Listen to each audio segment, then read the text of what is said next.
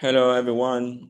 Good morning. This is the Science of Life, a revision for the students who might need some help with their studies for the tests and quizzes. Uh, what are the characteristics of living things?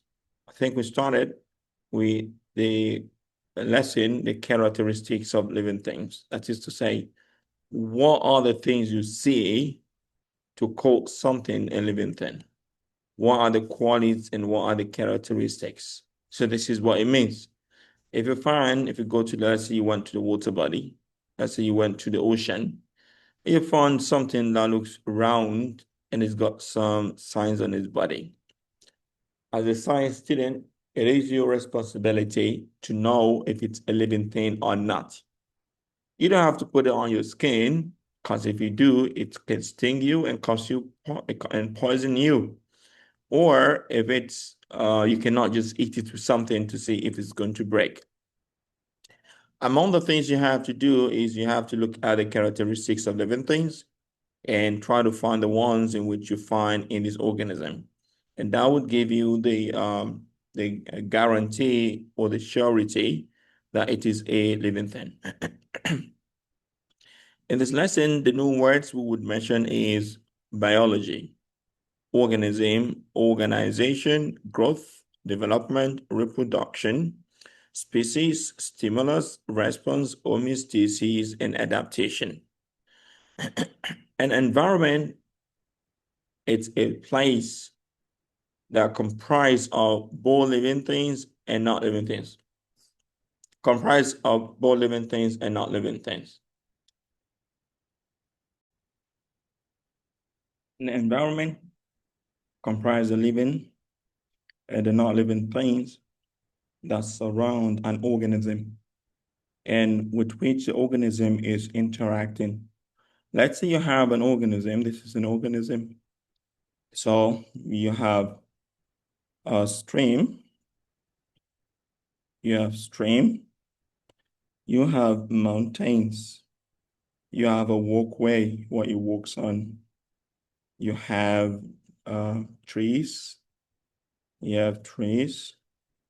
Then you have grasses. And you have stones. So, and you have fish in this water. You have tadpoles. You have seaweed. You have different types of organisms. So this person is an individual, is an organism. This person would interact with the walkway by walking in it. The walkway is a non-living thing. The walkway is a non-living organism. The rock is a non-living organism. The plant is a living organism. The water is a non-living organism. And the fish in it is a living organism. So the interaction which a person is got with all of this thing is what makes it an environment. An environment would always comprise of both the living and the not living things in it. Biology comes from a Greek word, which is bio, meaning life, and the logos means the study of something. So in biology, you will study, so if you want to define biology, you divide it into two. Bio means life, and logy, which is got from logos, means the study of something. So it's going to be the study of life. So biology would be the study of life. In biology, you will study the origins and history of life and one's living things. So when you study biology, you're studying the origins and the history, the stories of living things, of life, which is present now, and the life of the things in the past. So that's the reason it says once living things. You would also study the structures of living things. You would also study how living things, how they interact with one another. the interaction, the relationship with other non-living things is very important, or the interaction with other living things too. How do living things, how do they function? All of this, we need to talk about it too. So what are the basic things the biologists, they do? The biologists study the diversity of life. They study how things become different from each other. They study diseases, they do research. They find the source of a specific disease and how to fix it. They also develop technologies, the latest technology to combat all of these things. They also improve agriculture and they help to preserve the environment from destruction. If you want to talk about the characteristics of organisms, an organism is anything that has or that once had all of the characteristics that we have below. So if in an exam, someone tells you to define an organism, you would say an organism is anything that has or that once had all of the characteristics of living things, because all of these things are the characteristics of living things. It's pretty easy for you to define it that way by saying an organism is anything that has or that once had all of the characteristics of living things. The meaning is this is one characteristic of a living thing. A living thing is made up of one or more cells. And that's where we got unicellular organisms with one cell, and we have multicellular organisms with more than one cell, that is to say two or more. Living things respond to stimulus. Stimulus could be cold, could be heat, could be pressure. So anything which can cause the organism to respond is called a stimulus or a stimuli, which is plural. So stimulus is a singular and stimuli is a plural. Anything at all that can cause an organism to respond is called a stimuli. And also organisms, they display organization.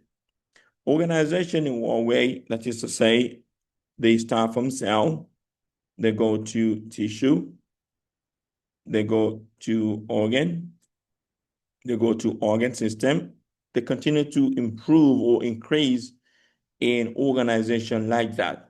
So every living organism display organization. They are organized from one level to another level. And also every living thing requires energy. It is not possible to be a living thing except you would need energy to carry out your normal daily activities. You cannot go to school, you cannot breathe, you cannot do anything if you don't have enough energy in your body. So this is the reason why energy is one of the basic requirements an organism would have. And also organisms grow and also they develop. So organisms grow, they also develop. Growth and development is one of the basic quality and characteristics of living thing. If you have a pool, for example, you have an aquarium in your house where you keep fish. If you bring a tiny fish today, if it's a living thing, there must be some level of growth in this fish. If the fish remains the same, although we have some fish that would remain almost the same, but basically most fish would increase in size. They're going to increase in size, increase in size, increase in size. So that shows to you that it's growing and it's developing. I'm going to talk about the characteristics, the differences between growth and development very soon. Every living thing should also maintain what we call homeostasis. Homeostasis is the process of keeping the internal condition constant. Is a process of keeping the internal condition constant. Every living thing would also increase in number. Every living thing would reproduce. They would want to increase the number either sexually or asexually. So sexually involved the sex cells, while then asexually does not involve it. So this is what differentiates them when you talk about reproduction. Has adaptations that evolve over time. So organisms or living things would adapt over time to a specific location. They would adapt to where they live in. They will adapt to new conditions in the environment. All of these are part of the characteristics of living things. Living things are made up of one or more cells. So this is a note about all the explanation already given to you before. Cells are the basic unit of structure and function in a living thing. Why do we use these two unique words, structure and a function? Because a cell has a unique structure, and every cell structure has a purpose to its function. So let's say, for example, the cell membrane, which is the structure of the cell, is made up of lipid, tail, and phosphate head. So it's been arranged like this. So the tails are always inside, while the phosphate is always outside the head. So this is a cell membrane of a cell. So that structure is actually meant for a purpose, for a function. So that's the reason it says cells are the basic unit of structure and function in all living things. Living things can either be unicellular, that is to say one cell, or multicellular or many cells. Living things display organization. Living things, which means they are arranged in orderly way, orderly manner. Single cell contain organized functional structures, while multicellular organisms, they have a hierarchical structural organization. We have specialized cells. Specialized cells are cells which are meant for a specific function.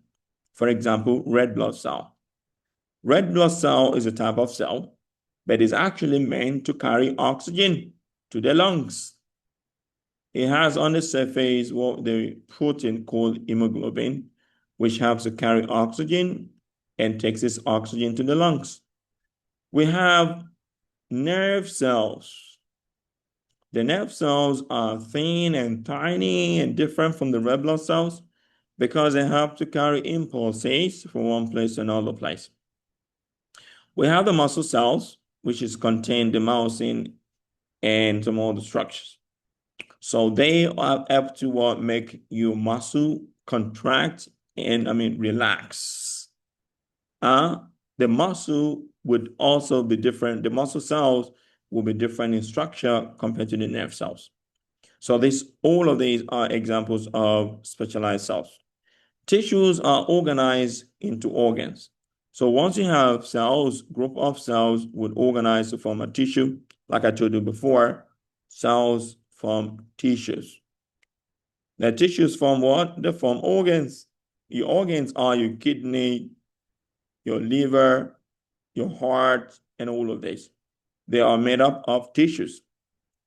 And when these organs come together, they form you and me, they form an organism.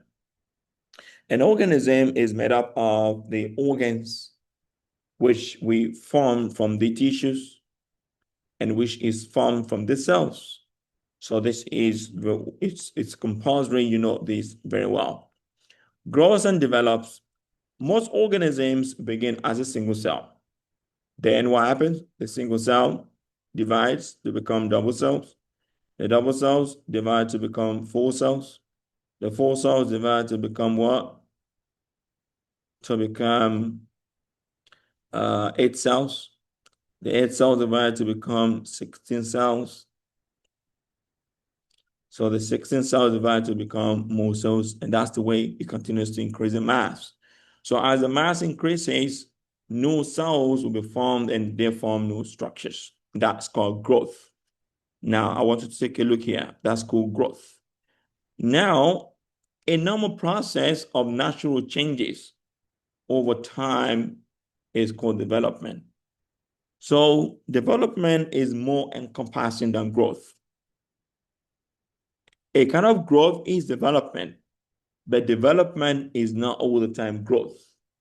So the process of the natural changes happening in an organism over a period of time is called development. But growth is actually the increase in the cell mass. So I think that is understood. A living cell, a living thing must also reproduce. Reproduction is a process of making offspring. Organisms that can breed with one another to produce a fertile offspring is called a species or species. Species is actually used for organisms of the world that can reproduce, that can mate together. This is one species. This is another species. They mate together. They produce offspring. You can produce 1, 2, 3, 4, 5, 6. But if one organism mates with another one and does not produce anything, then one of them is not a species to another one. They're not species to each other. So this is how to know the organisms that are species to one another.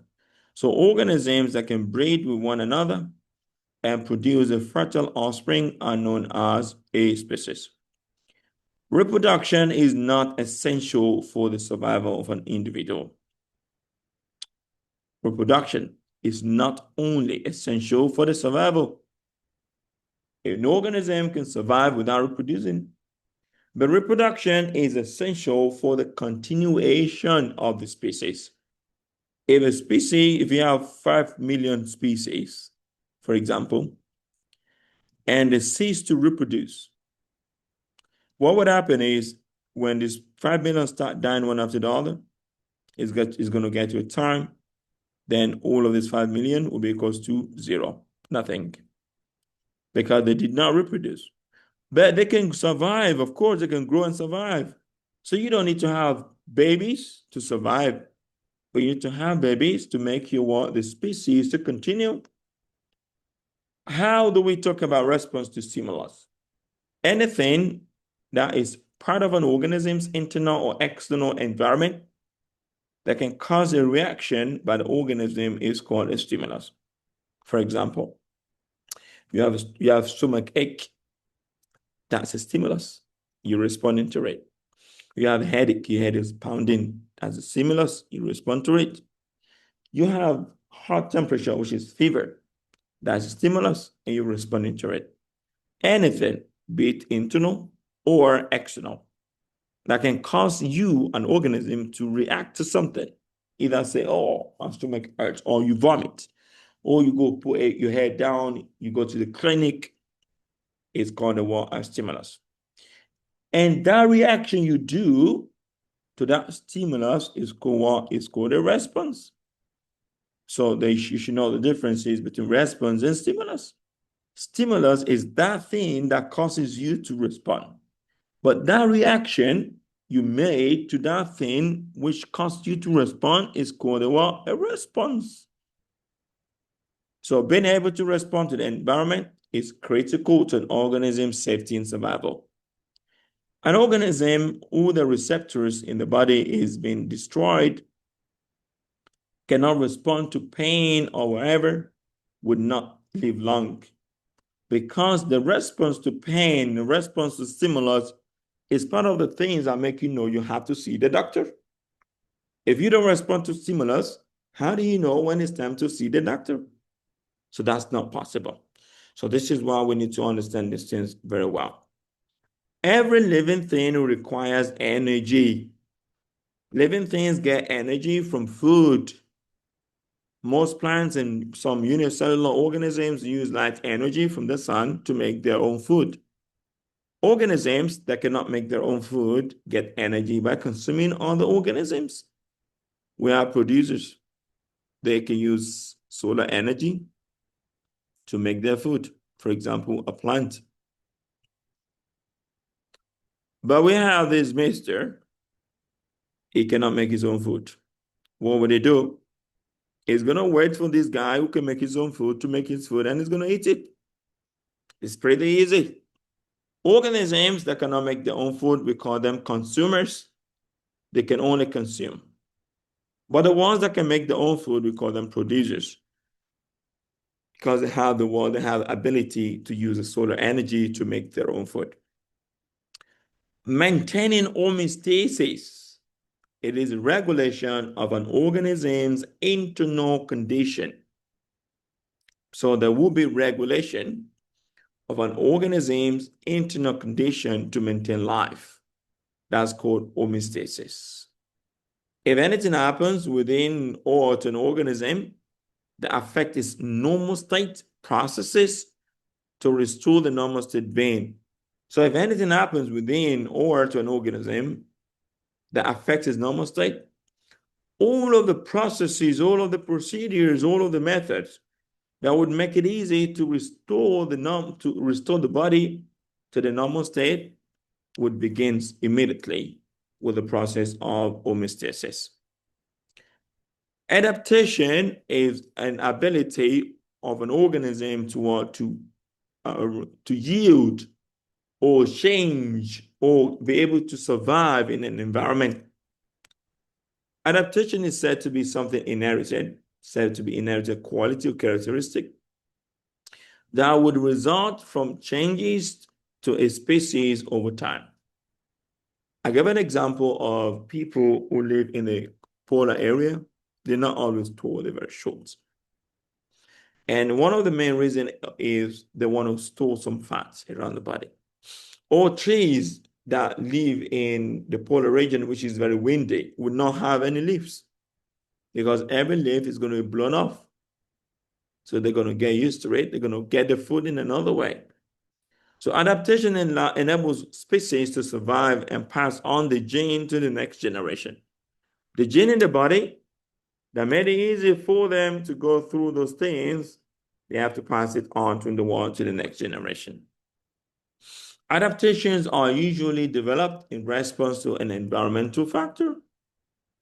Adaptations are usually developed in response to an environmental factor. So when there's an adaptation, that means there is a factor in the environment that causes the adaptation to happen. So this is all we have, and I wish you all the best. Thank you very much for your time.